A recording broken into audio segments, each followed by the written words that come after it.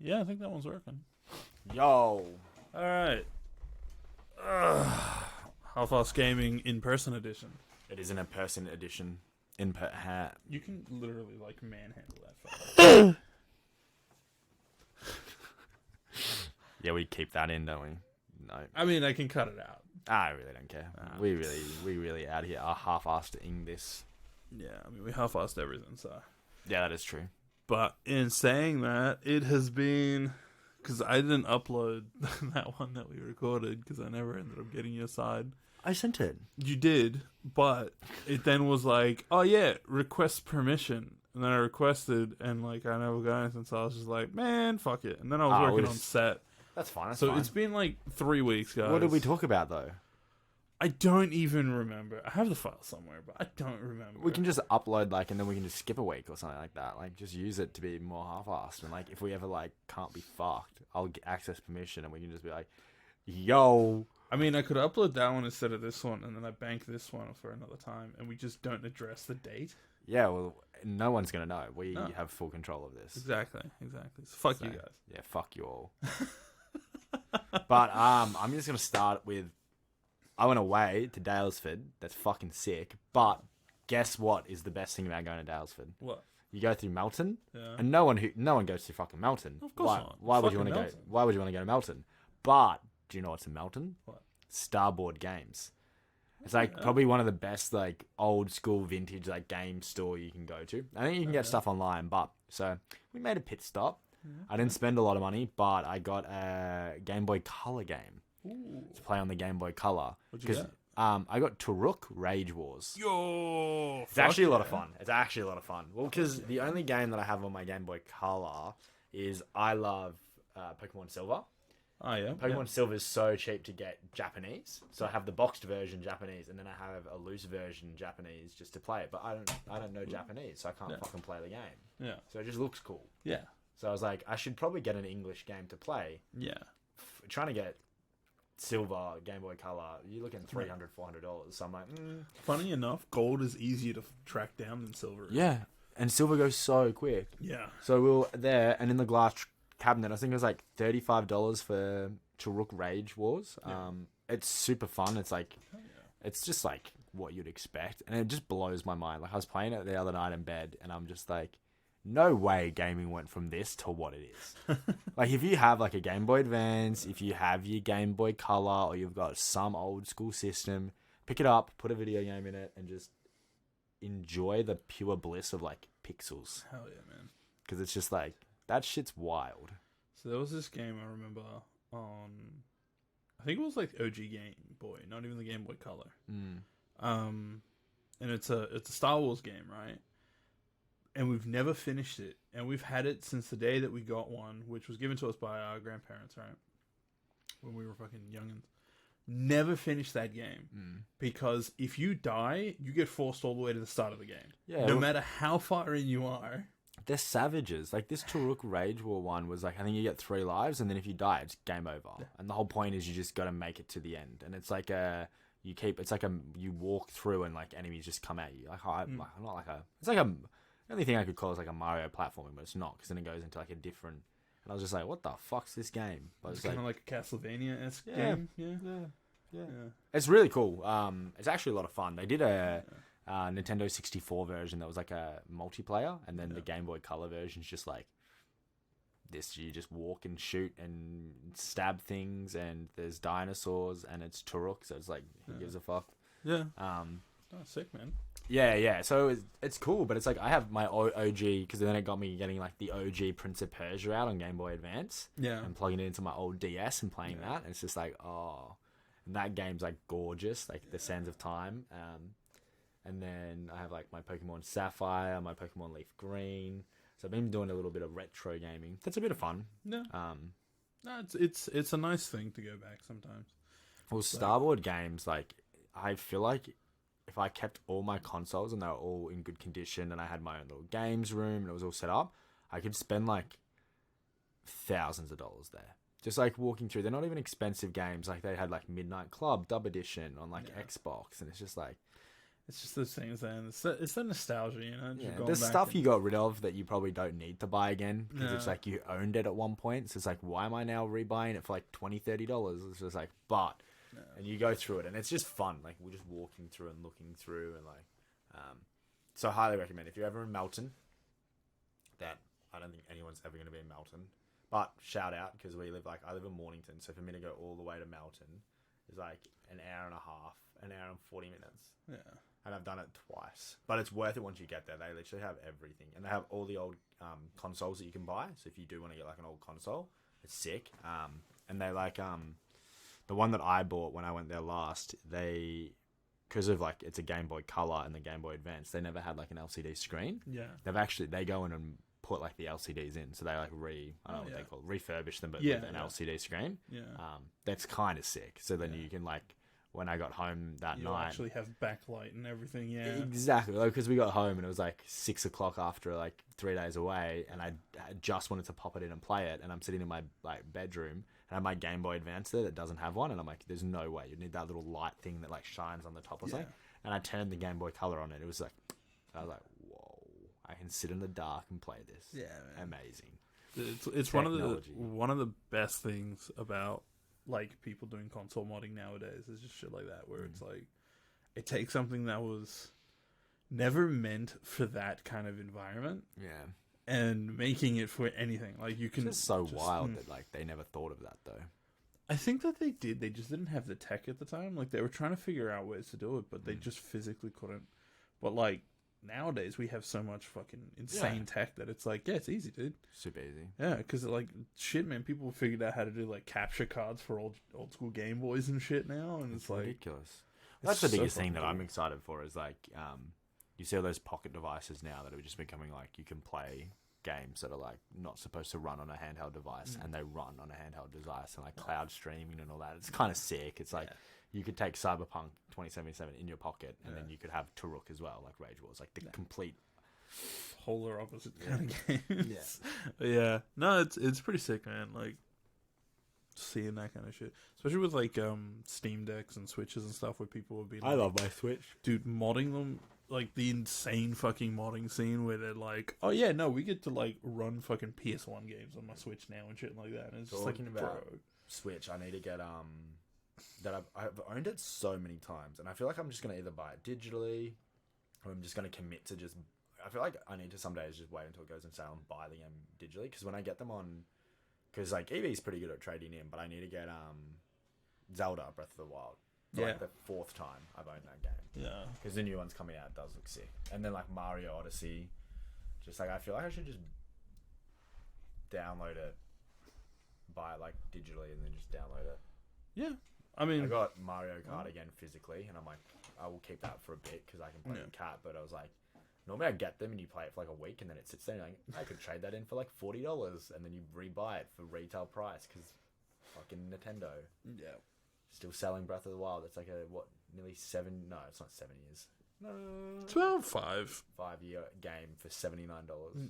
No, Nintendo never goes down in price. Yeah, which it's is a good the thing. dumbest shit. It's good because you can then buy it full price and then trade it in for 40, and you're always going to lose money. But you come back, you just keep doing the cycle. Like, at least I can get like one Xbox game after I trade this in, and it's like you see the value. And then when you really want to play that for like a second, you're like, I'll just fucking respend retail pricing on it. Yeah. Or you can not do that and probably just hang on to the fucking game and just go buy the Xbox game. Yeah, true. Because like it's gonna cost you like, a lot cheaper. Yeah, because I mean you're literally rebuying the game over and over and over, and like just losing insane amounts of money on that. But hey, I mean, if you do what you want to do, my guy. Yeah, I know. Otherwise, you play for like under a week, return it, and then you get your full refund. I wanna ask quickly because I copped a little shit. Sealed games. Do you like buy games and? I only have a few, but I went to like my EB games, and I love them for doing this. They're doing they do pre-owned, like perfect pre-owned. That's sick. They have a little bin, and it's just like pre-owned games that are still sealed. So like old school games that you can't get anymore. And I was looking through it, and they had Assassin's Creed Black Flag. Yeah. So like fucking on PlayStation 4. I don't own a PlayStation or a PlayStation 4. Yeah. Wasn't like a classics edition. It was like the OG Black Flag sealed. like $24. I was like, I'm buying that, keeping it sealed. They had a Spyro. I bought the collector's edition of Spyro, owned that game digitally, but now rebought it sealed. Yeah. Same thing, it's like $24, but it's like, what's your thoughts on like buying sealed games and keeping games sealed? Look, I'm not the best person to ask for this kind of thing, right? Because like, if I buy things, I don't buy them for monetary value down the line. I buy the thing for myself, and I want it for myself. I collect playing cards, and I have 2 playing card decks that are one of, I think they're like one of 1,000. And a lot of people bought them, kept them sealed, have them on shelves or whatever. And it was really funny. I got asked to join like a group or whatever because of these, or I got people into it and shit. And they're like all keeping them all sealed, and I'm just like, oh yeah, man, I was playing poker with my like $1,000 set. And they're like, what the fuck? Well, you don't keep it sealed? And I'm like, dude, I don't buy things to keep them sealed for like resale. Like, I don't care about that kind of stuff. Yeah. If I buy it because I want it. So for me, like, buying a game, keeping it sealed, I can understand why people do it, but me personally, like, if I buy a game, I want to buy it to go play it. If I buy cards, I buy them to play with them. I don't buy them for, like, you know, like, don't get me wrong, I'll take care of my stuff. But like, then I'm that one that is, like, too toxic. Well, I'll buy it digitally, so then I can play it digitally, but then I'll keep a version sealed. Yeah, see, look, I can understand it, because at least you're getting something out of it. But, like, I think it's just I don't know, man. For me, I just don't really... I don't see the appeal, personally. But I understand the appeal. I'm going to come to you in 15 years. I'm going to set a timer today. And I'm going to be like, just walk up to you and be like, yo, this is Elden Ring on PC, collector's edition little fucking thing that you could get sealed. And you'll be like, fucking suck my cock. And I'll be like, probably not.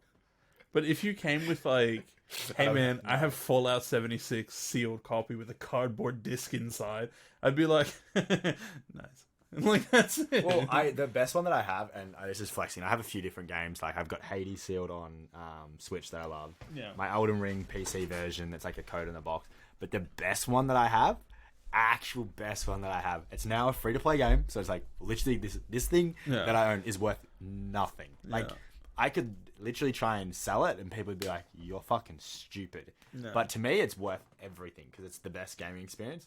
I have the original boxed PUBG code in the box for Xbox One and Xbox Series X that they came with, sealed. It's like a little box. It just had the code in it, sealed in plastic. That game's free to play now. That game's like, but when that came out and people were doing it, it was like, that was peak gaming for me, because it was so shit.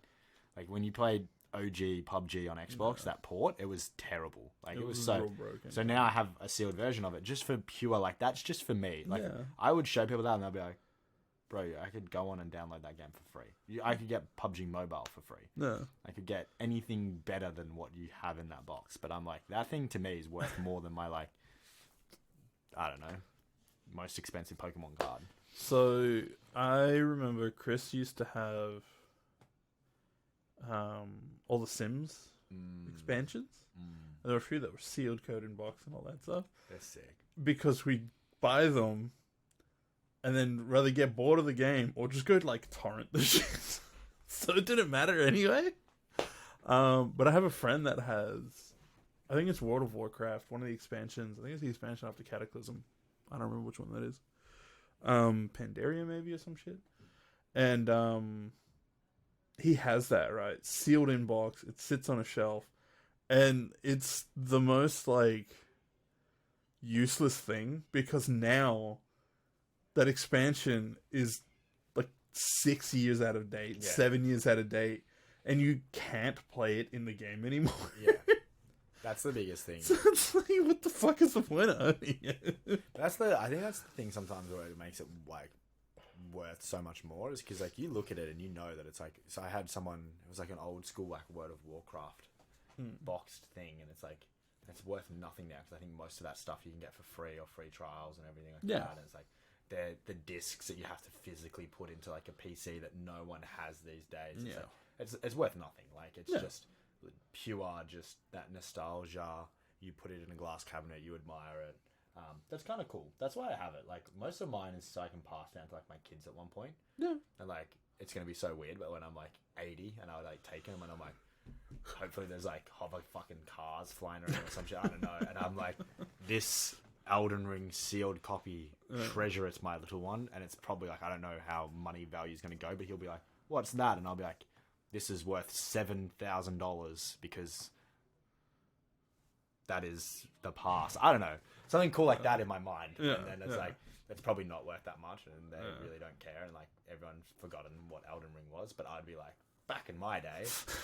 So that's what I'm aiming for. No, I feel that, man. I feel that. That's literally what I'm aiming for. Because like that's just the ones that I enjoy. Like Hades as well. Like Hades is a great game. You pick it up for like $23 digitally, but I'm like, I have the sealed version on Switch. And it was just before Switch stopped because I hate if you buy Switch games now, they don't come with the plastic seal. Yeah. Most of the Switch games are just like... They're just case. Yeah, that's fine. Like, it's so much better for the environment and stuff like that. But I think Hades was like one of the ones that still had the plastic seal. Yeah. And I remember, because EB Games sometimes crack them open to put them on like the show for display. Yeah. And I call like my local one. I'm like, you fucking don't open that. Yeah. Don't open it. I need a sealed copy. And I got a sealed copy. And I'm now like, ha. So... That's pretty sick. I fucked up the environment and got something cool out of it. Well, if you put it that way, like, damn, son. Sorry, I was just going to put eye drops in quickly. No, I just messaged Locke to be like, get wrecked, son. Oh, man. I hope he's not waiting for He probably was. But, yeah, look, man, I still have, like, old game covers and cases and shit around. It's just... I'm not a sealed kind of guy. Like, I use them, you know? I mean, I still have, like, Doom 1, 2, and Final Doom, like, cased Doom on 64. Doom 64 is fucking great. It's such an underrated game and got ignored by so many people because they're like, Doom 64, it's probably just Doom on N64, right? And it's like an entire separate game. Like, Doom Eternal has now been worked into connecting into Doom 64 because, like, the devs really like Doom 64 as well. Doom 64 is sick. Dude, it's such a great game. I'm glad that Doom Eternal came with a copy of it as well for free. Because, like, me and my brother were playing it, and I'm like, damn, it was so fun playing this again. And, I want to get it on the actual 64. Yeah. I'm gonna. It's hard to track down copies because, unfortunately, it didn't sell super well. Yeah. That's the biggest downside. I should actually get that. Put that in the glass cabinet. Well, most of the games that I have in my glass cabinet, I play. So, because I got like Banjo Kazooie. Oh, dude. I do have Castlevania for 64. Oh, hell yeah. Yeah. In its box, like OG box. Yeah. So. That's awesome, man. But yeah, I've been retroing it a little bit. So still playing Dredge on the Switch, and then I played a little bit of Ghostwire Tokyo last night while I was just chilling. No. Just because that Spider Thread update came, but I think you have to finish the game before you get into the roguelike, because I loaded it up, and I hate this. They're like, oh, we've got this new expansion, amazing. And then you load it up, and it goes to like click on the new thing, and it's like grayed out. I'm like, how the fuck are you hyped up this expansion? Yeah. How does one play it? Yeah, you probably have to like finish the game fully first or something. Yeah, it's never gonna happen. Yeah, exactly. I mean, you still haven't finished Spider-Man, have you? Nope. There you go. Have you even touched it? Nope. There you go. Well, one game I was talking about that I have sealed, that I was so hyped about, and like you've played it like way more. Elden Ring. Like, remember how much? And then I was like, this is gonna be so sick. It's gonna be. I think I played it for like 7 hours. I finished it 3 times now. Yeah, it's still just sitting there. Yeah. Which we still gotta play, man. We'll just do co-op sometime. Yeah, we should. Because I feel like if you finish it with the co-op mod, like a lot of people will talk down on it and shit. But if it gives you a reason to finish the game, it's not because the game's hard. No, it's not. It's literally you don't have time. But it's also a little bit easier when you're able to be like, all right, me and the boys are gonna jump on and play some game. I'm getting better with prioritizing my time, guys. Prioritize time. Yeah, it's hard to do sometimes. Yeah, it really is. And like, I mean, at the moment as well, you're still early stages of relationship, and that's it's work as well. Like, and then literally you work way too fucking much. Yeah. So there's also work as well, and then yeah, you don't really have time for stuff. And when you do have time for stuff, I'm sure you'd prefer to go out and do something in person than sit in front of a screen and play video games. There's days where like we do it. But that's the thing, like, that's why it's like good to have the Switch and just get a little other games, because it's like sometimes it's just like you get home, you're just too tired. Like you say, you'll like watch YouTube and catch up on that stuff. Because the biggest thing, like, getting back into doing like, because it's still counted as gaming, but like Sudokus, like I try to do a Sudoku a day now. Yeah. And like Duolingo, like 15 minutes, because it's like you'll always be able to fit in little bits and pieces, but it's just like, is gaming a huge priority sometimes? Yeah. It's a fun hobby, and I love talking about it. But it's like, do I need to? And mainly because like I'm waiting for Redfall, so I hope that I can jump in with that with some friends. But it's just like, at the moment I've just been enjoying like I said, mainly my handheld gaming. I don't know why. I've kind of gone back to that where I can literally like it's next to the bed. I can pick up the Game Boy Color, jump on, and just like 15 minutes just quickly, and I'm like, I'm still kind of gaming, but it's just like that fun and that little like, what the hell, like little endorphin hit of like, oh, have I made it this far, or what's going on? But no, I get that. I mean, that's why mobile gaming is such a big thing, and it's purely because there are so many people that are like, if I'm on the toilet, I can sit there, play a game quickly, you know, do something small, or if I'm like, you know, a passenger in a car, or if I'm like just sitting around for like 10, 15 minutes before I have to go do something else, or if I'm taking the train somewhere. Yeah. I mean, how often, like a Switch would be great for those scenarios as well. And that's kind of why Nintendo has had such a like hold on things, because like, I mean, between the Game Boys, the, you know, 3DS and the Switch, like they've fucking cornered the handheld market so strongly. Massively. And you can't, like, you're going to carry a PC everywhere you go? Like, the biggest thing that I'm starting to, like, appreciate a little bit more is, like, gaming as a whole. Because it's, like, the single-player games are the backbone of it. So, like, The Last of Us coming out with a great series, but then those games are great to play. And most of these are, like, you know that's about 19 hours you need to invest. You can do that kind of easy. Like, the whole thing with the Spider-Man that's a joke is it's, like, that's only, like, a 19-hour game. If you break that down over, like, I can maybe game once a week for, like, 2 hours, I'll get through that game very quickly. Yeah. It's very easy to do. But the biggest thing that I've started to realize is that where the gaming's going that makes money is, like, on, like, the online grindy games, your multiplayer ones, the ones that keep you coming back, the ones that are trying to get you hooked because they want you to play 5 hours a day, they want you to spend money on it, and it's just, like, that's huge in gaming now. Yeah. It's really, and it's like, it's still fun. I love those games, but like, I didn't realize until now I've gone to that whole point of like, kind of got limited time. I wish like we always say, I wish I have 5 hours to play this game, and I'm like, am I actually getting anything out of it if I sit on 5 hours of COD trying to grind weapon skins and trying to like, just have monetary stuff shown at me where I could like, play an hour of a really good single player game a night or 2 hours and get that entertainment and then spend my other time productively throughout the week. It's like it's that balance that you've got to really figure out. Yeah, exactly. Because I mean, like, what have you been playing, dude? Playing a lot of Hunt of late. I picked up a copy for a friend, so we've been playing that because there's a game that wants to keep you on it. That's the thing. It's really that kind of game, and like. It's a fun game. It is. And you can do quick matches, but quick matches still like an hour of time. That's the biggest thing. And sometimes you don't have an hour of time. Like sometimes you have 20 minutes, half hour, whatever. I've been playing Dredge a lot. Dredge is sick. Really, really enjoying it to the point that I'm like, I know I have to do story stuff, but I just like fishing. Yeah. And Resident Evil Village. Yeah, okay. Yeah. I want to get Village. I want to get Village.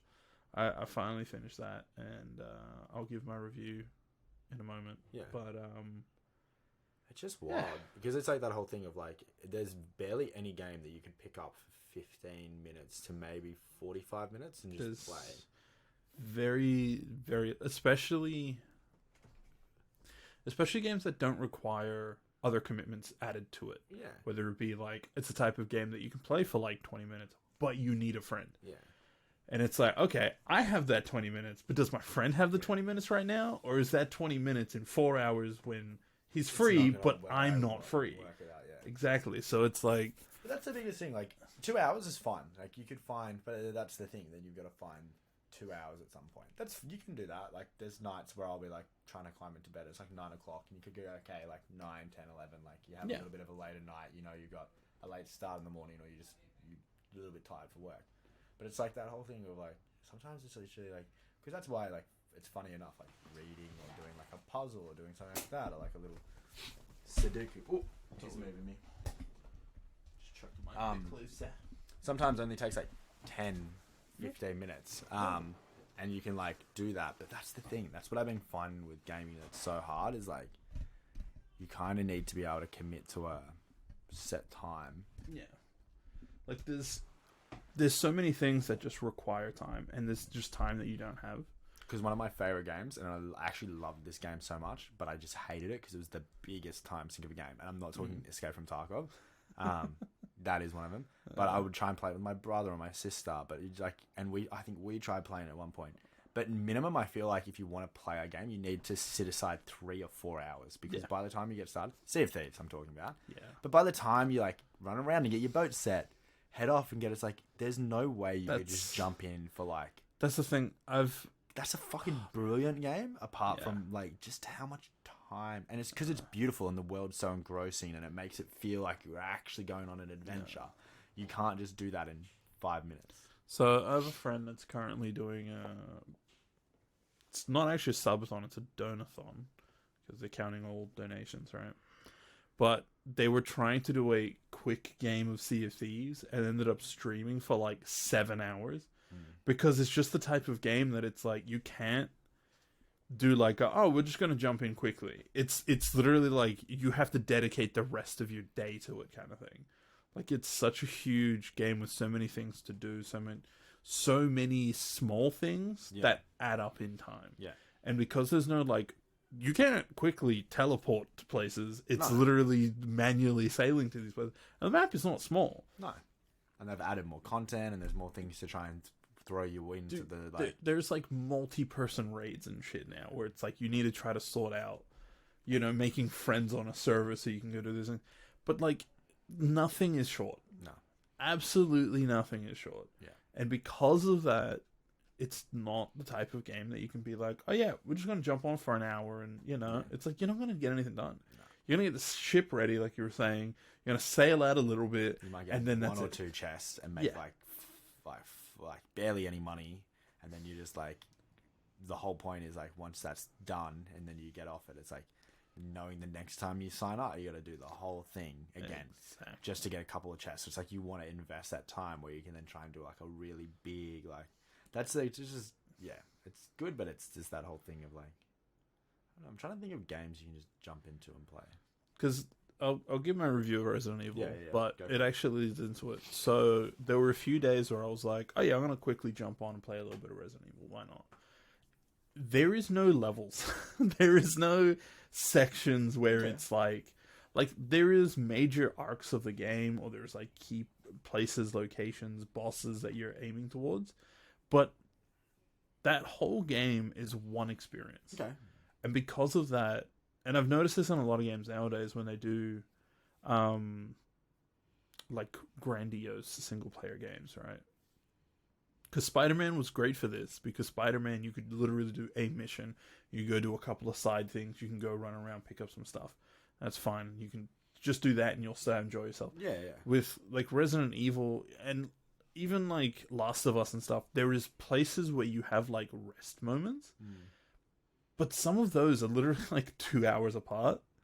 So you can't just jump on, do like a quick thing. It's like there's so much there that you're dedicating as much time as you can until you finish it. Because there was literally like, I think it was this morning or yesterday, where I was gonna, it was yesterday. I was hanging out with a friend in the morning. We went for like breakfast and stuff because we could. And, adult life is fun that way sometimes. And then I got back and I'm like, cool, I have to leave in a couple hours to go help on a thing. I'll sit down, I'll finish Resident Evil.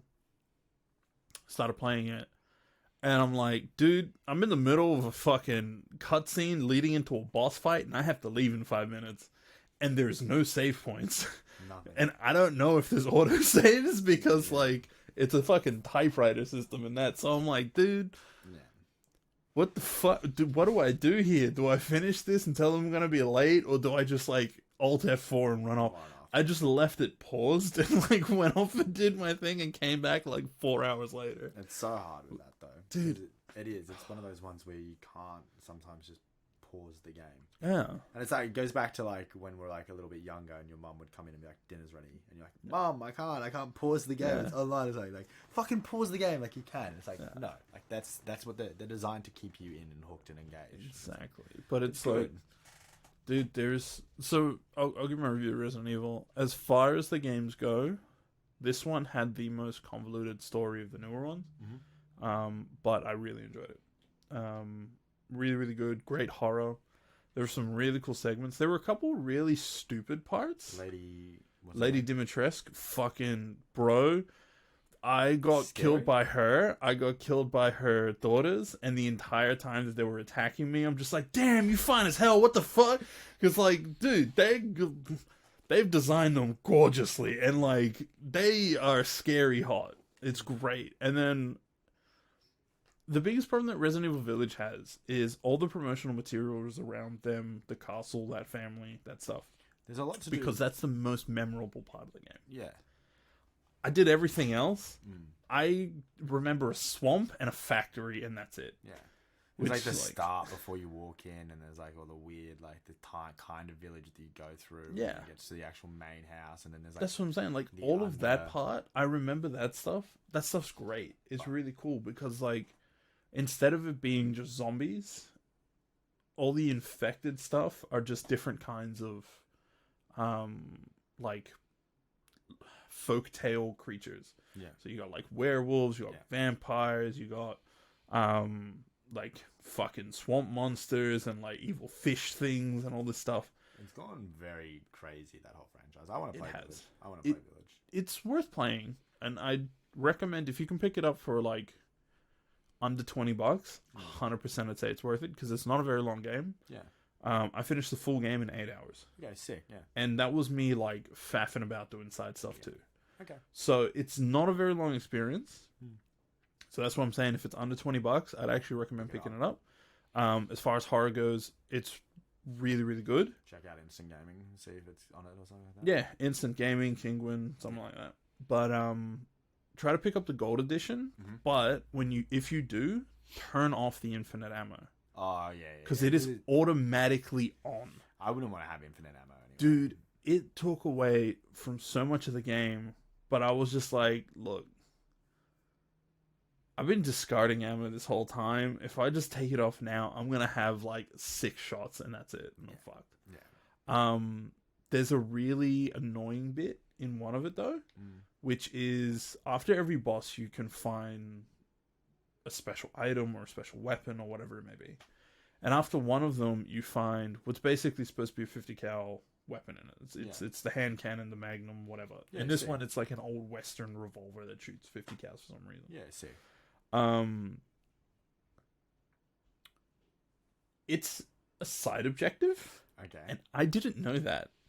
And so I hit a point of no return where I can't go back to get it. Oh, no. So I'm like, sick. I had to reload a save, go all the way back, find it, and then progress back through all the time that I did. I hate how they do that, though.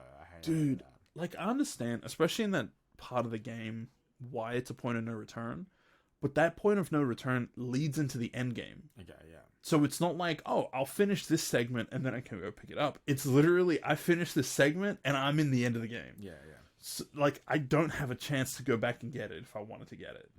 The other problem with the gold edition, though, is there's a specific weapon in it that shoots sniper rifle bullets, and it is stronger than the hand cannon. So it's just like, it makes that like a... And you get it from the start of the game. Like, you have to pay for it, but you have so much money that's like early game that it's not a big deal. But that reminds me, because we played through part of it. I don't think it was when we did the Far Cry...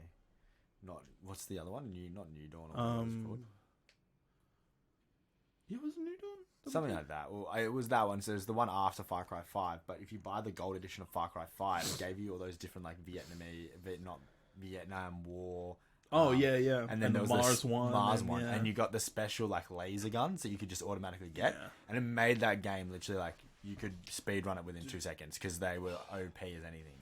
Yeah. So it's like that's the thing sometimes with gold editions where they give you guns like that, and it's just like it beats all the legendary weapons that you can get in game. And like because we played it was New Dawn, wasn't it? Yeah, we played New Dawn. And like we didn't get any of the special editions, we just got the base one. So we were working up to get gold guns and like taking all the different bases and stuff, and then we were getting like the really cool suppress, and it was actually making the game fun. Well, I remember when I got that game with my brother and we played number 5, we had that edition, and he just loaded up like and was just going through and clearing every single base, just like fucking ray gunning guys. And I was like, I think it was 4 as well that had they put the Blood Dragon pistol in it.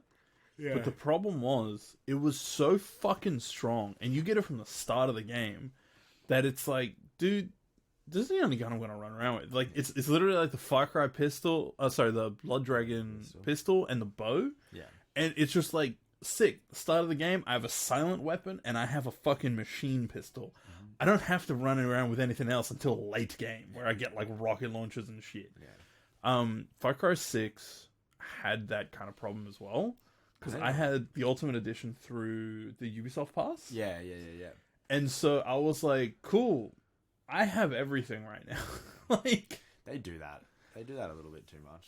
But they're not the only ones. That's like, everyone. It's and I very much believe, like, look, if you want to add that into the game and you want that to be as part of a thing, have it as a like toggle switch, like in the menus. Like, you can turn on if you want that content to start, or like turn it off at any point, and it just disables it, because like it takes away, especially from the horror aspect in a horror game, when you're just like, sick, start of the game, fucking infinite ammo, hand, whatever. Like, because I picked up the shotgun and I'm like, oh fuck, I realize I have infinite ammo. And I'm doing this whole segment where I'm like supposed to be fucking getting annihilated by these things, and I'm like, well, no, I just stand here and just shoot them with a shotgun. Yeah. What does it matter? Yeah. But, and like, anyone that says, oh yeah, but you should just know that it's, you know, turn it off for the thing. And I'm like, dude, I didn't know it was on. But they don't tell you sometimes. Exactly. It didn't tell me it was on. Like, I played this edition knowing that it had the things on it, and it said, oh, you've unlocked all these things, but it didn't say that they're enabled. They shouldn't be enabled as default, but... 1 second. Oh, good. Can I call you back in a minute? Yeah. Just doing podcast. Okay. Easy. Love you. Bye. The mother called. We love that. That's all good. She's been at Mary Poppins today. Ooh, very nice. My friend works on it. Oh, really? Yeah. He's one of the it's supposed to be really stagehands, and I think he also helps with lighting. But yeah, it's supposed to be really fun. Yeah. He's said he's kind of sick of it because he keeps hearing the same thing over and over. But like, even then, he still enjoys the show. Like, even working on it. I want to go see it. Yeah, they've had some crazy stories from behind the scenes happen. But yeah, well, they supposed to be dance on the roof on one part. Yeah. No, man, there's some crazy shit that happens. It's really cool, dude. Theater is such an underrated thing. It was one of those things that growing up, I always was like, oh, that's kind of, this is like for girls. This is kind of shitty. Or why would I? Yeah, dude. Yeah. Stage shows and musicals, bro. Fuck yeah. Dude, and like, if you can go see an orchestra play, fuck, man. Oh. Dude. So much. I go to them all the time. Yeah. I go to like the candlelight ones, and like anytime I can go to like a live event. We're going to a concert tomorrow, actually. Yes, we are. And it's just funny as fuck, because like the only reason I'm literally like $60 ticket. I was like, it's just going to be a fun night out. I'm just there for the vibes, just fun. But we're going to go see Baby No Money. Yeah, we are. I'm excited. I'm actually so excited. I don't dance. No. I don't fucking do anything. I literally neither do I. Just stand there. Sometimes I jump around, but like, yeah, I'm just vibe, bro. I'm excited. It's gonna be sick. Man. It's gonna be sick. Yeah. No, earlier this year I went to see Freddie Gibbs, and I don't even know who that is. That's fine. It's a rapper. I really like his stuff. I found out that he was coming a week before his show. Yeah. And I messaged you, and I'm like, hey man, shot in the dark. You reckon you can help me get a ticket? And like 3 days later, he's like, yeah, I got you a ticket. Go enjoy. I'm like, fuck yeah, you're the best. Yeah, I'm going to see Baby Metal as well, mid-year. Fuck yeah. Which is the first time they've ever toured to Australia. I don't know who they are either. Japanese metal. Okay. Really, really good. You have to link me. I'll listen to that. Some good shit.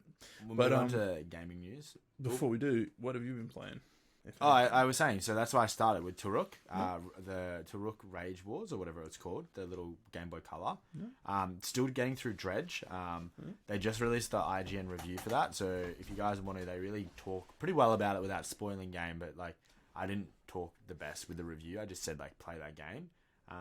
But yeah, and then a little bit of Chia, and then I jumped into the Ghostwire Tokyo, but I couldn't play the Spiders thread.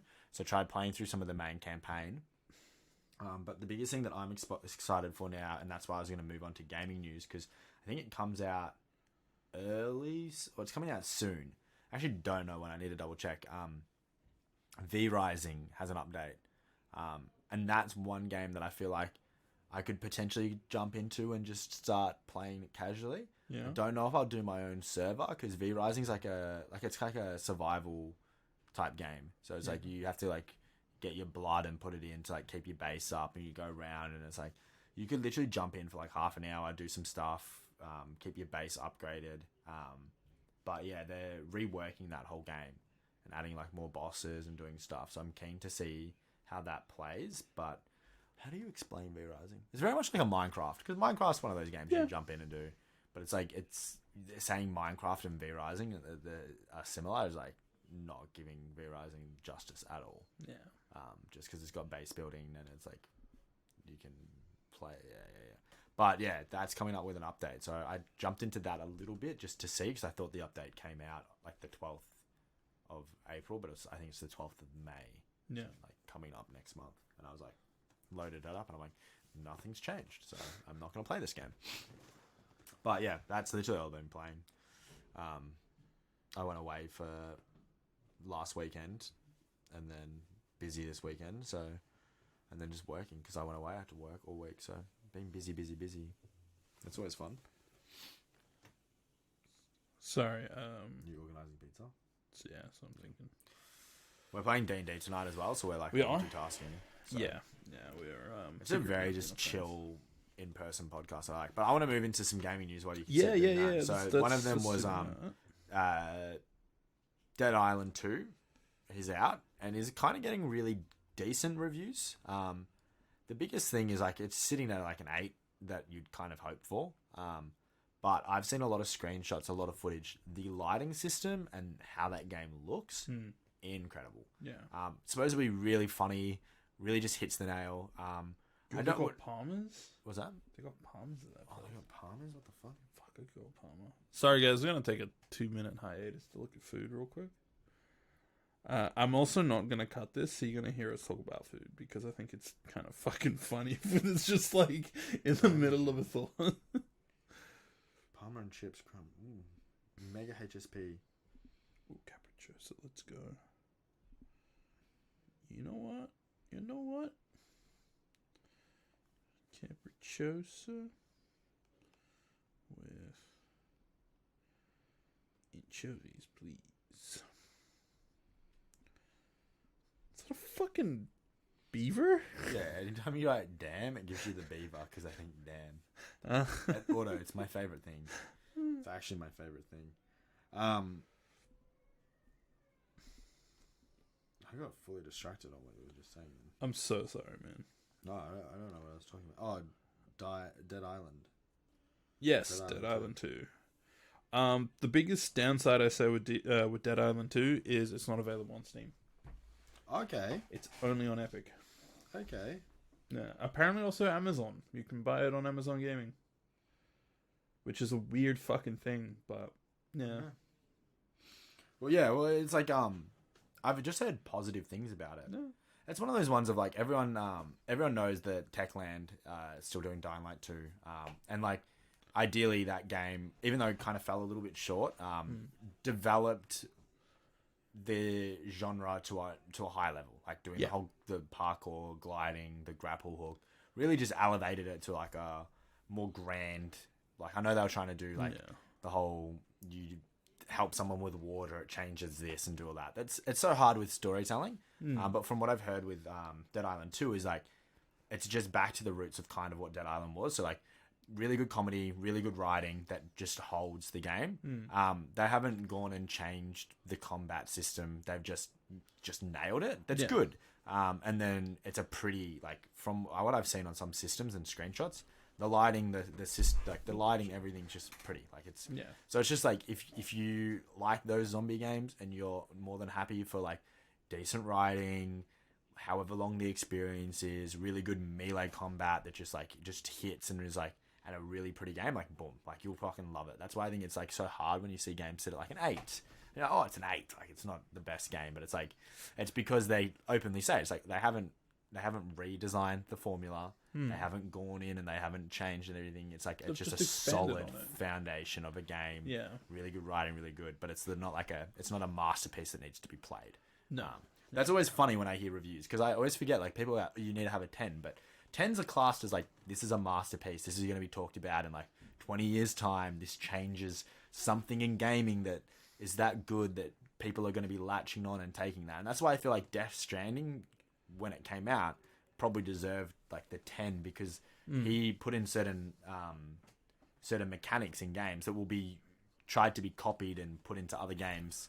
But it also gives it a near infinite replayability. Yeah. You know, like, because with Death Stranding, I've finished that game twice. I've put 20-something hours into the first time and like 70-something into the second. And there's still shit for me to do. Yeah. There's still so much.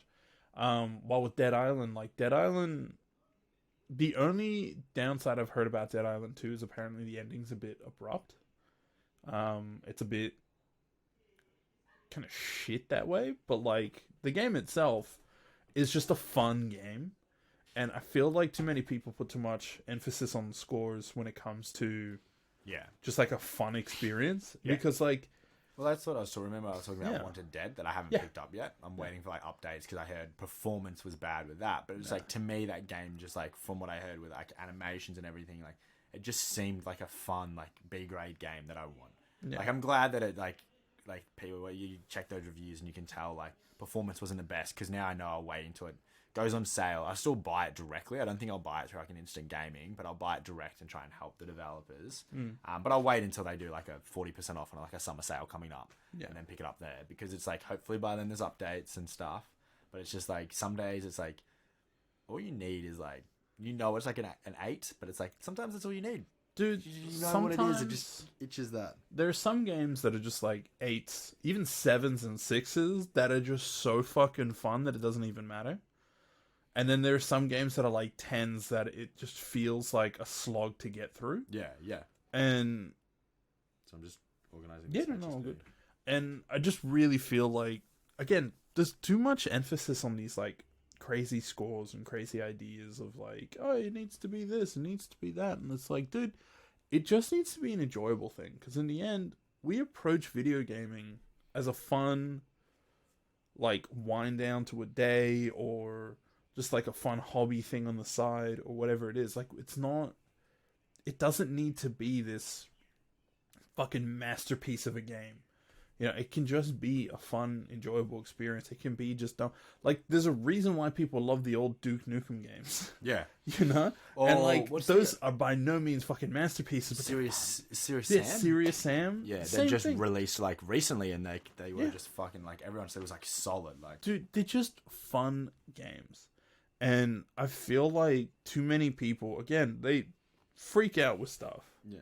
And just, you know, have fun with it, man. Have fun with it.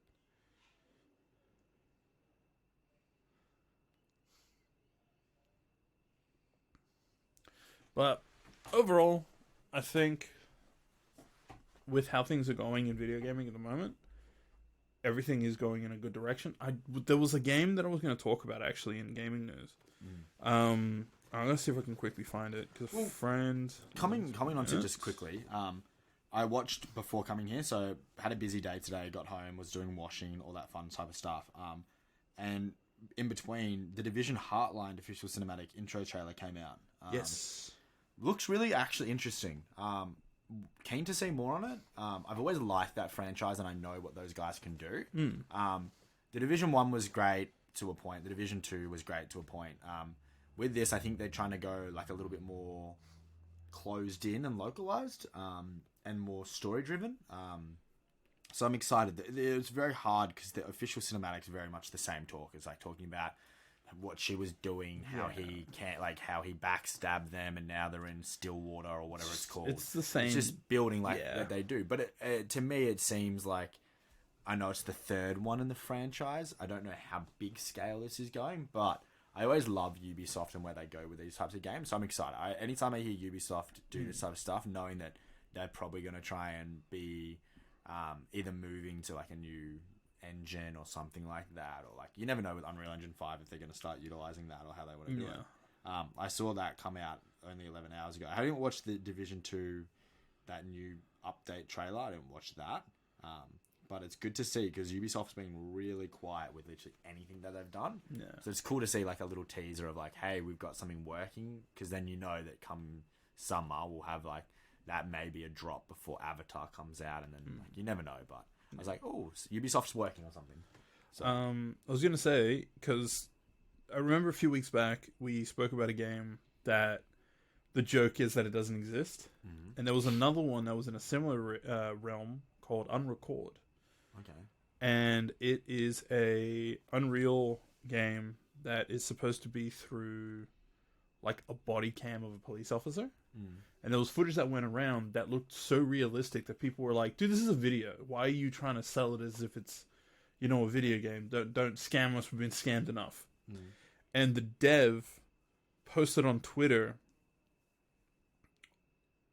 showing that it's a video game. And literally, like, no clipping through the world and stuff in the actual dev engine. Yeah. Showing that it's, like, 100% real. Yeah. And released at the same time a new gameplay trailer. That's the one where they go through and kill. It's like in that abandoned warehouse. It looks like a warehouse. Yeah. And it looks fucking insane. Is it VR, though? Yes. I don't know. I think it's meant to be... like a proper first person, but works in VR. Okay, yeah. So I don't think it's meant for VR, but it works in VR as well. Just seems very VR-esque. Yeah. And that's why I think people maybe thought it was fake at the first time when they saw it, because it seems very much like someone's put a GoPro on, gone through, and then just re-rendered that and tried to make it look like a video game. Which is exactly what they're trying to go for. Yeah. But I feel like, for all the gameplay stuff that they've been doing, it very much has been... Like, if they've recorded it, they've used VR to record those things, so it's like really feels that. But watching it, like I was saying with some friends, there's small things in it that really do show that it's a video game. For example, like Gunsmoke looks it's even what's the term, sound design and stuff. It's like little bits like that, or like small hand movements, small gestures that it's like walking and strafing in video games is one of the biggest things that it always is a giveaway. But at the same time, it still looks fucking incredible. It's like hyper realistic, like real looking things. So it's like, I was literally just really say, because like and I feel like this trailer came out a while ago and it kind of went under wraps, and then they've just re-released it, and it was around the same time that came about. But IGN released it was the Paranormal Tales body cam horror game trailer. It's the 54-second one that's like, but it's like, it's the exact same thing, but it's just like, that doesn't show you anything. No. You see like a girl stand in the corner, someone raise up, there's no gameplay, but it's just like everyone was like then jumping up about that, because that was released 2 days ago as well when this was kind of getting released. So it's just like everyone's kind of releasing these whole... It's cool. We'll see how they go. It's really using the power of Unreal for the like hyper realistic side of things. Because that was a big thing with... So in Resident Evil Village, they used a company that does... super high res 3D scans, so the environments feel real. Because that's what they're going for. Like mega, because it's like the whole biggest thing now goes is like Quixel, like your mega scans and stuff mega like scans. that. So sick, like, dude. But that's what they use for the environments, right? And it really does feel like a real world. 4K rendered actual shots that are like ridiculous, gorgeous, and the poly counts now that Unreal Engine can do, and how they localize. Because the biggest thing is like, when you start understanding how Unreal Engine runs and how their poly counts run, and how if you're looking at something, how many polys can be on the screen, and that's how they do it. And then you look at Quixel and how these guys are going out with like literal, like beyond ridiculous quality camera systems and capturing high res assets. And they're doing these high res assets in like over 4K, and then it's like you can then now put that in Unreal and have all of that and the just amount of detail. It's like levels, people, like you could start doing that. Yeah, exactly. All this stuff is like open source. It's so easy to do. Like Quixel Mega Scans, I think, is all open source. Works with Bridge, that works to get it across. It's actually wild how like. But that's why, like, for example, Unrecord and even that one, because they're all being done in Unreal, they're using that tech. And because they're using that tech, it stops looking like a video game and starts literally looking like real life. But the biggest And thing it's is a terrifying thing that's amazing, and I love it. well, the biggest thing is Unreal is now being used so much in cinema as well, like hugely. And these stuff has been done amazingly that you can then re-render and have like the whole LED screens and create a set and do all this stuff, and then you can now use like in real camera and then move it around. It's crazy. But the biggest thing that and why people panic with this type of stuff when they see it come out that I love is that because it's so accessible nowadays, and that's something that like Epic Games that run Unreal have done and tried to make it so much easier and more accessible, is that anyone could create something. And you can create a demo really well, but it's that whole thing of like, if you understand how to use Blender and you understand to use all this type of stuff, you could create something within a couple of months that looks amazing. That's like a showcase, like that guy with the body cam. But then it can just be that. And that's there's the no thing. game thing. Exactly. It's like, because it's used so much in cinema these days and everything like that, is like, you see these things and someone could have done that on Unreal Engine 5 and be like, this is a game. But it's like, is it a game though? Did they actually put the game mechanics in there to make it a game, or did they just render it to look like a game, put it up online, get some clicks, and then they're like, oh, actually, like, I don't know how to make video games. There was one person doing it. Because that's the biggest thing. Like, you can have that creative arts feel and like want to do that, and they've made it really easy with how everything's open source. It's just the actual making sure everything works and making sure character actually works and like the AI and everything. Yeah, it's just. That's crazy. Yeah. It's crazy. There's just so much available to people that there's... I mean, it was the biggest problem with, like, asset flips a few years back. Yeah.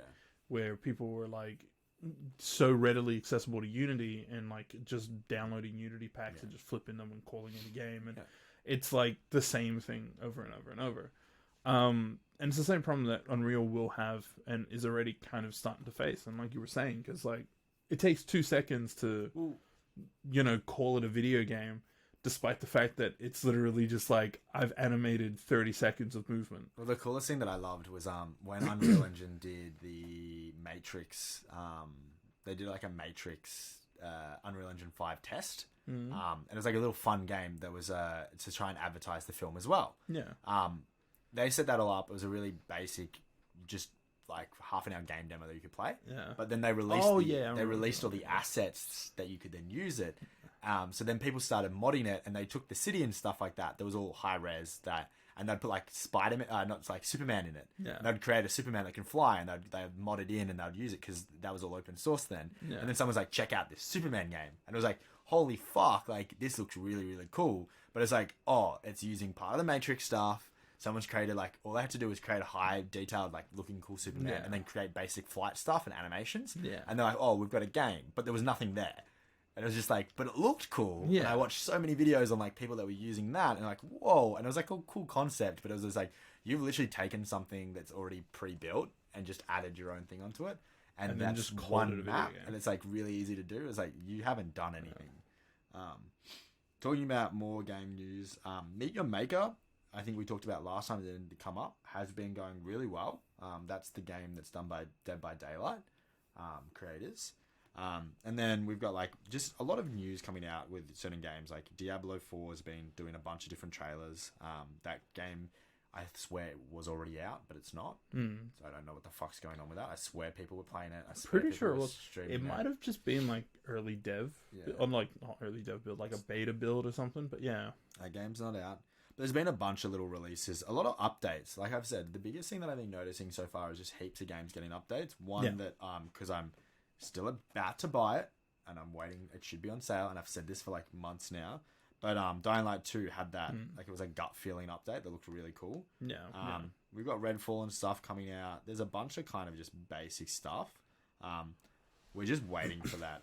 Like, we've had a couple of cool game launches. But we're just pretty much waiting for summer that's coming up. So US summer. I just remembered another game I've been playing actually, and this came out recently. Interior Worlds. Oh yeah. Liminal photography. I spoke about it in the episode that didn't get released. Yeah. Which maybe we'll streamed it to us. Yeah. Great fucking game. I finished it. There's a secret ending. Secret ending is just like crazy as fuck, but it's great. Yeah. But like, it's such a simple game. because the art style is literally like the most low res, low quality shit, low poly shit, but it's like not bad. It's done well. Like they've done everything perfectly to sell you on it, and it feels great. But yeah, there's a few other games from that Steam thing that have finally come out. Yeah. Massive news for myself and for some other folk. Bomb Funk Cyber Rush finally got a release date in August. I saw the trailer. And dude, I am so fucking hyped for this game. Do we just call it what it is? It's just Jet Set Radio. Like, it's 100% just Jet Set Radio. Like, dude, it's got the fucking weirdest name. It's got the weirdest name. Every time I see it and it pops up, and I'm like, this is just Jet Set Radio. It's just Jet Set Radio. I'm like, but why is it's it called... Jet Set... Dude, the guy that did the music for the fucking original one did some songs for this one too. The trailer's crazy though. Dude, I am so much fun. So excited. But the fact that there's like, it's not just roller skating, it's also got like, there's like a fucking Heelys and skateboard and BMX and like, it's just so cool, man. I'm so excited. The art style is like absolutely perfect. The biggest thing that I'm worried about with it is that it's not going to be different enough from like Jet Set Radio, Jet Set Radio Future, that it's like feels like its own thing. Yeah. Like that's my only real. It's hard with those though, because some people just want that nostalgia, and then other people want like new updated. No, you're good. But there's been a bunch, like Minecraft Legends has come out. There's been a bunch of little bits and pieces. I think the biggest thing now is just those games coming out at slow release dates, and there's just cool trailers. Yeah. Gaming news has kind of been like where it's at really with that. And just a bunch of updates, but that will be fun. Because that's coming out sooner than we thought, isn't it? Yeah, I mean, I was expecting it to be pretty much end of year, and it's coming out in August. Yeah, sure. So that's like really, really nice. Shall we touch on movies quickly? Yeah, well, because like, I've been doing a lot more film watching, just because, like I said, because it's like some nights I'll get home and like love Cat, but she'll be like, "Oh, go play some games or something like that. I'll read or do art or something like that." But some days it's just like we'll just put on a movie and it's good because we can both watch it. Yeah. But there's some days where I've done that. She's read in bed and I've played a little bit of Switch, or I've been like trying to jump onto the PC. But I know that if I'm going to play like a PC game, I need like 2 hours or so, and it's just like I feel bad doing that. So we'll watch a movie. Yeah. So what I've been making her watch, and we'll probably finish it tomorrow night or maybe tonight. We'll see how it goes. But we've watched the first Fast and Furious. Nice. We've watched 2 Fast, 2 Furious. Nice. We were going to do chronological order, so I was going to skip Tokyo Drift, but I just couldn't do it. So we're just watching it in release order. That's good. That I feel like is the best way to watch it anyway. Yeah. So we started Tokyo Drift the other night, but ended up just going to bed. So we got like a little bit through that. But yeah, we've been, and like, I rewatching them because I haven't rewatched them for a while. Like, the whole funny thing watching it with her is like, how the women are portrayed, we've always known, like hanging off the guys and stuff like that. It's like that little bit toxic masculinity. That's fine. Those guys, they were made in like 2001, 2000. Yeah. But the biggest thing is like, I forget how well they actually were. Like VFX aside, the first one with when they're trying to make it like that drag race and then over the top, like trying to make speed just look kind like of speed. Crazy sounding shit. Yeah, but it's like the actual story and how it develops and how it goes along, really, really cliche. Super cliche, but just lands. Like, you get invested, you get hooked. It's like when you figure out he's a cop and like you're kind of sitting there, but they don't directly tell you, and he goes to this house and you're like, what the fuck's going on? What are you doing, Paul Walker? And then it's just like he rats on the wrong people, and it's like he knows that it's like Dominic Toretto and stuff like that, and he knows, but it's that whole thing of like, they say, like, is he falling for them? And then when it moves into the second film, like, I don't know, I feel like they just nail the tropes that you need in those films. And I hate saying like that they're masterpieces, because they're not, but it's like they flow so well that it's just like you can't help. And I've said it to Kat, because she's been sitting there, and after watching a bit of Tokyo Drift and then it stopped, she's like, I want to watch Tokyo Drift. I'm like, you're secretly enjoying these, aren't you? And she's like, apart from all the like, we haven't got to the one, but I told her where like you'll get to the part where they try to do it at the start and it just focuses on the girl's ass before or something like that. It's like, I don't know which one that's in, but I know they do it. Well, they do it in Tokyo Drift, where it's just like almost just straight up looking at their tits for a bit. Yeah, it's like all that type of stuff. Like, if you just look past that, because they're not in all of them, and then when you start looking past them going to space and just the fucking stupid shit that happens, the fundamentals of those films. And I hate saying this because we always talk about it, and I'm so excited for Fast X. but they're fucking great films. They are just great films. Okay, so here's I have my gripes We talk about with this it, way too right? much. I feel like We every do. episode. I love But it. like, I enjoy the first probably 4 movies. They're the best, Right? 100%. Tokyo Drift is still my favorite, Yeah. and it's funny because Tokyo Drift is the one that like Is a lot of separate, people pretty much. get like shit on it all the fucking time. Yeah, because it's Right, pretty because much it's separate. It's the one that doesn't have Paul Walker, doesn't have Vin Diesel until the very end. Blah blah blah, whatever bullshit. Yeah. It's the one that introduced me to Japanese cars properly, introduced me to drifting, got my love for motorsport, not just fucking straight drag racing. But Like- I think it got the love for like, and that's the thing why I think Cal and I were enjoying it so much is because we're looking at going to Japan. It's like it builds that hype of what Japan culture could be and stuff like that. Very like localized, but like localized. Sorry. Yeah. But no, so we've been watching those, and it's been actually a lot of fun. Like a lot of fun. So we're gonna go through. They're on binge. We're gonna go through all of them. Oh yeah, man. The meme that you sent with watching all of them All of them at once, yeah. would be really cool. Dude, when Fast X comes out, we'll do that as just like a meme. So good. Just do I would a do it. watch along, all 10 playing at the same time. I would do that. But no, they're We'll make like a bunch of bot accounts and just put all Put of it them in all. Discord and just put them all going at once. they're the best way to do it. Oh man, but fuck man. But that's what I've been watching. I haven't. I went and saw the D&D movie, so I went into the cinema. Hell and yeah! saw that. What'd you think of it? I actually really enjoyed it. It's a fun movie, right? A lot of fun. Exactly. It was really good.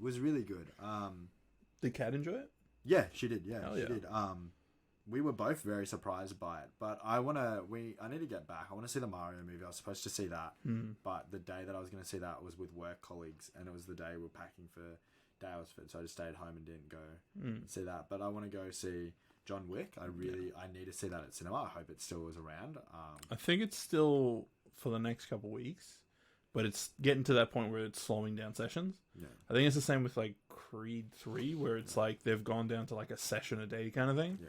So it's almost out, but I need to there's see still John the Wick in opportunities. cinema. Yeah. No, like Creed, I'd suggest watching it in theaters as well. Yeah. Because again, it was kind of made for that experience, and John Wick 100% what we're watching. Supposedly Shazam you can already watch digitally. You can, yeah. It had a simultaneous release, which is a little sad, but it is what it is. Yeah, because it's like one of those ones. Of I think it's the same with Creed, actually. You can find, it because digitally like, already. yeah, I because probably want to go and see that in the cinema though.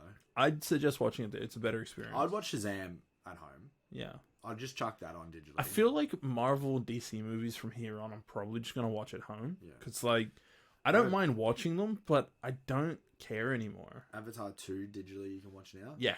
James Cameron complained saying that it didn't make as much money as he thought and wanted it to. So I love that. Where he actually said that.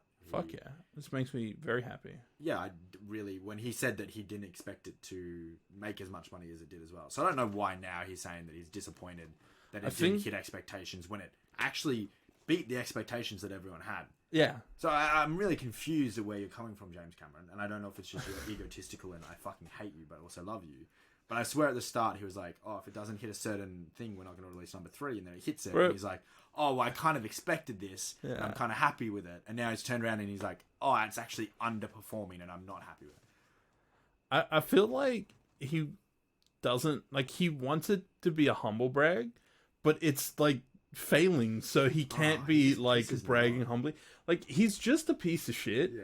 He really is. He Like, really is. He really We love is. him. Like, dude, I mean, he made not Transformers, fucking, he made Terminator 2. Jesus Christ, man. He's great. He's actually great, but he's a piece of shit. It's that No, one yeah, where- he's, it's dude. that one where it's like, we all have that friend that you, like, Yeah. love, but kind of hate at the same time. Yeah, yeah. And that's James Cameron in the film industry. Like, you look at him and you're like, you've done some cool shit. But also, like, fuck you. Yeah. It's like that friend that goes and does something, like, really cool, and you're like, I respect that. But fuck you. And I like that, because, like, all my other directors I just love. Like, you just love them or you hate them. Or you don't enjoy their films or anything like that. James Cameron's just that guy where you're just like, you're a fucking idiot. And, like, good on you for being so successful, but also, fuck you. It's literally like, you're a piece of shit, but I respect you. So, like, I don't Makes it know how to hard. feel. Yeah, it like, makes it it's real hard. Yeah, no, I understand that, because it really is. Because I was like, going to watch it digitally. I fucking hate who he is. I hate his movies, but I've seen everything. Yeah. And I I know I'm gonna go into it and probably hate him afterward, but like the movie, I can't fault him. I'm gonna go see number 3 at IMAX. Oh, I'm saying, like, I can't fault him, but I hate him. Yeah. And I think he's a piece of shit, but also I respect him too much to It's like be that like pretty boy that walks down the street and it's just like, damn, you kind of got your life. dude, literally Ryan Gosling. Yeah. Oh, okay. Except I don't hate him. Yeah, I just no, I respect hate him too much. Yeah, we all love it. But talking about that, Barbie is coming out. Dude, I'm so actually, excited for when I Barbie. went to, and I should have bought more. When I went to Dalesford, we went to like an op shop, and they had like blind cards, Barbie ones. 36th anniversary. They were released in 1995. Holy shit. They were $5 a pack. They only had Barbie in them, but I bought one pack and opened it just to see, and then we bought 2 spare packs. But I realized, I'm like, fuck, these could actually probably, like, if the Barbie film's good, people might want that shit. Yeah. And it was like, these are like really cool. Like, it's like a thing that was in Australia. So I'm like, do I drive all the way back to Dalesford and buy the rest? But it was $5 a pack. It could have been stonks. Yeah, man. They're Could cool. be. I'll send you a photo. They're Oh fucking yeah. sick. Yeah, please, man. I'll see if I can Google them quickly. While you do that, I was gonna say, Talk about your films. yes. So I watched a couple. I've been a little bit. So I've been working on set for a music video for like 5 or 6 days. I think I should have So that kind of took up a huge amount of time, and I don't really get much time to do much. And when I did watch stuff, I watched Appleseed Alpha again. Love that movie. Fantastic. Blame. Really, really good manga. The movie isn't terrible. It's a bit weird, but it's fine. And Ford vs. Ferrari. Okay.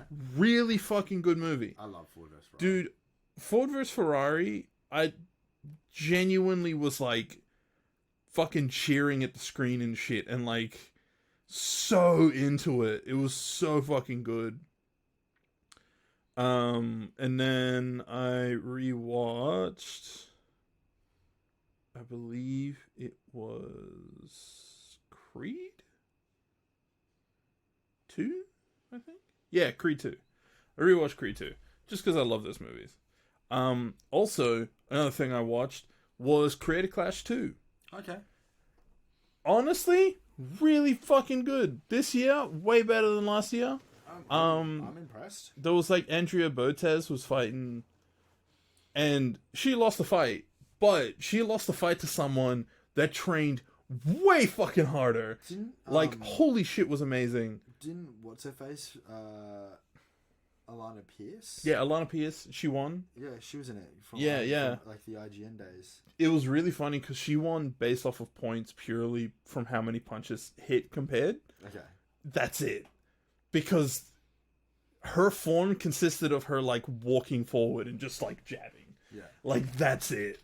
And there's the old like Mike Tyson saying, which is everyone has a plan till you get punched in the face.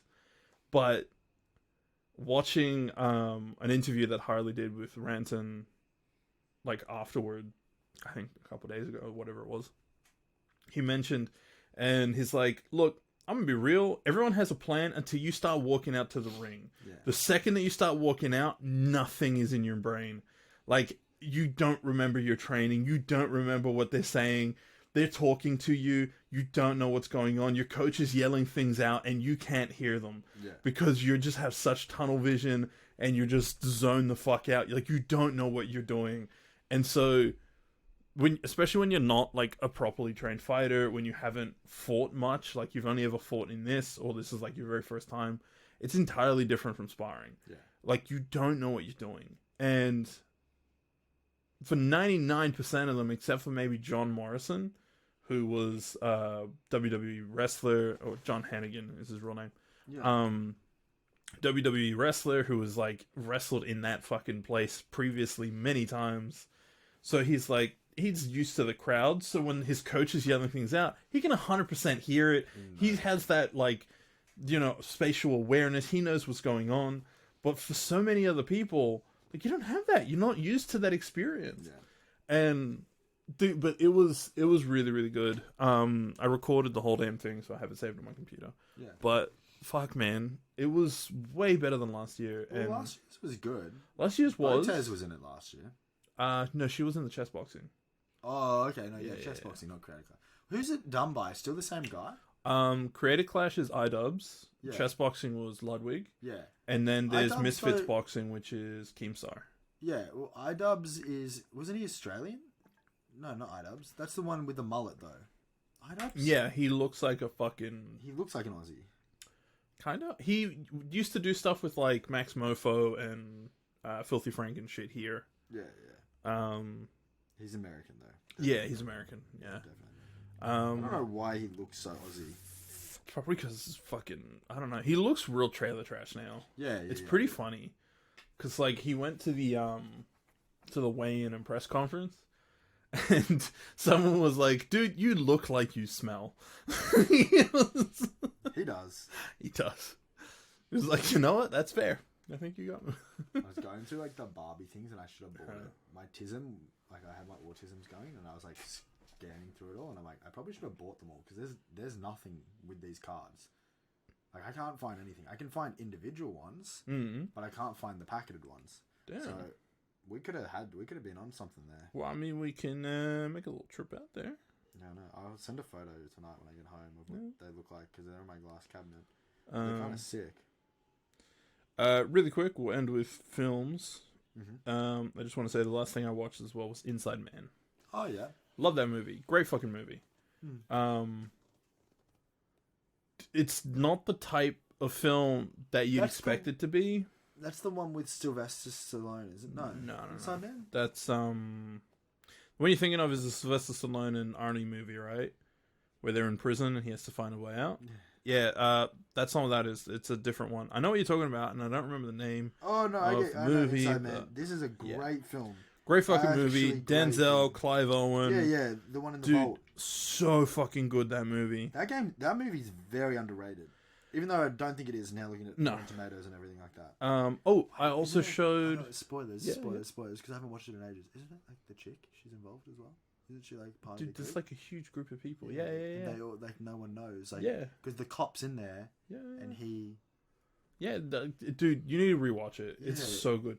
I showed Yuvan because he was over for Easter.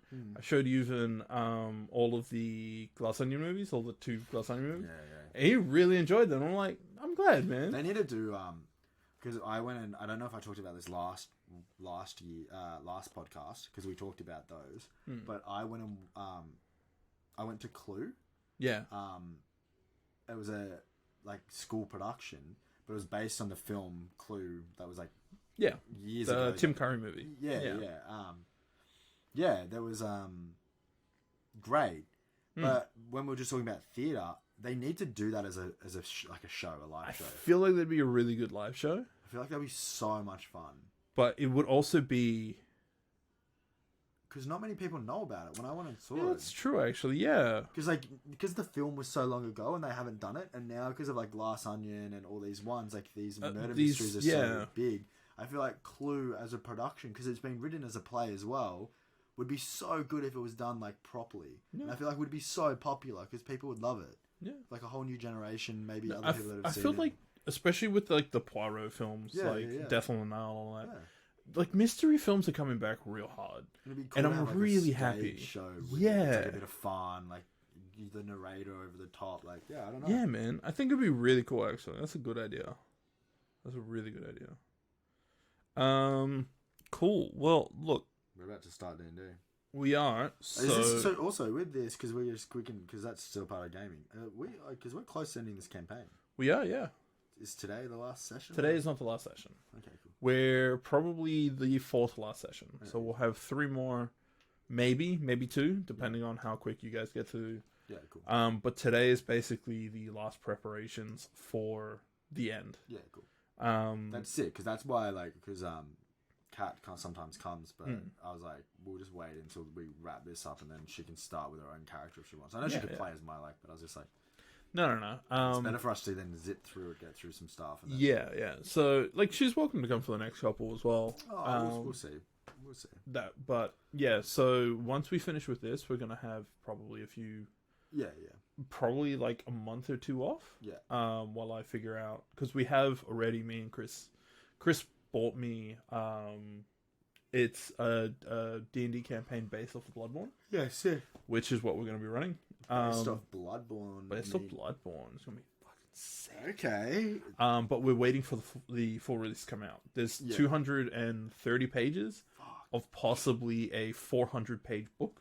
Fuck. So it's almost done. Yeah. But we're just waiting for it to be finished so that way I can but That'd be there's sick. enough there to start. Yeah. And then once it's fully out, hopefully. I'll figure out what character I was gonna play. Yeah. It'd be all different, wouldn't it? It'd be like kind of homebrew. It's going to be, look, you can play whatever the fuck you want. If you want to be a like a magical kind of thing, if you want to be another rogue again, if you want to be whatever you want. If you want to be like a fighter, you can be like a gunslinger or some shit. Yeah, Because I'm gonna open it up as much as I can. There's even trick weapons that are gonna be implemented too and shit. So it's like really, really excited for it. But yeah, we're pretty much at the end of this one. I had to 3D print a full fucking army. So yeah. But we'll have some cool stuff coming up. But yeah, I think that's where we'll end tonight. So we say fuck you all. No, I hate doing that. I do. We'll be wholesome now. Do you want to end wholesome or do you want to not? No, We can end neutral and just be like, fuck you guys, take care of yourselves. Well, because we're going into like a D&D, I might go like a chaotic evil and Just scream into the mic. Just start putting on random effects on the screen. Dude, just be like just telling them that like their life doesn't exist and this whole podcast was like pre-recorded and Wake actually, up. Wake up. Chaotic evil? No. Oh man, chaotic evil just give people an anxiety attack. Literally just like no, we can. You're in the Matrix, guys. You're in It the is Matrix. the Matrix. Yeah. Life is meaningless. We're all put on this earth to find love and to. Dude, find there something is with no love and meaning of passion. life. No, the meaning of life is to find a love and passion and drive, but that always constantly changes because we develop as humans and want more. So it's just like it's a never-ending cycle that's just based off balance, and it's just like kind of depressing, but it just keeps us going and going, so we can live our meaningless lives and work for corporate slaves and just try and embrace the moments where we're just like, Yeah, look, fair.